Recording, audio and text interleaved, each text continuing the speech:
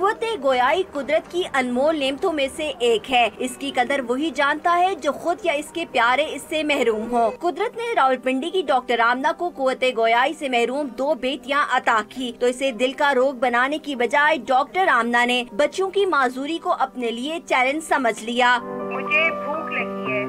اللہ نے مہربانی کی اور 6 ماہ کی محنت کے بعد ڈاکٹر آمنہ ایک ایسی ایپ تیار کرنے میں کامیاب ہو گئی جس کی مدد سے بولنے کی طاقت سے محروم افراد اپنی بات دوسروں تک بالکل درست انداز میں پہنچا سکتے ہیں۔ Basically this is a communication device, ٹھیک ہے، یہ آپ کی بات لوگوں تک پہنچائے گی۔ جب آپ کے پاس آواز نہیں ہے، سمجھ بوجھ تو ہے، آپ کچھ کہنا چاہتے ہیں، دیکھیں جب تک انسان کی سانس چلتی ہے نا، انسان کی سمجھ بوجھ ہے۔ اس ایپ کو استعمال کرنے والے افراد موبائل یا ٹیب پر اپنی ضرورت یا حاجت کی تصویر کو چھو کر بتاتے ہیں جسے یہ ایپ الفاظ میں تبدیل کر کے بول دیتی ہے۔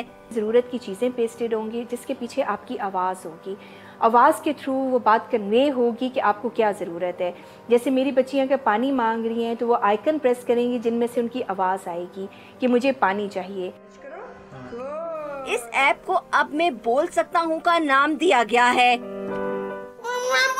کہتے ہیں ضرورت ایجاد کی ماں ہے، لیکن ماں کو ضرورت پڑی تو قدرت نے اس کے ہاتھوں ایک ایسی کارآمد ایپ ایجاد کرا دی جو قوت گویائی کی بہترین نعم البدل ہے۔ کیمرہ مین منصور احمد کے ساتھ فچیا ہنی، ڈان نیوز راولپنڈی۔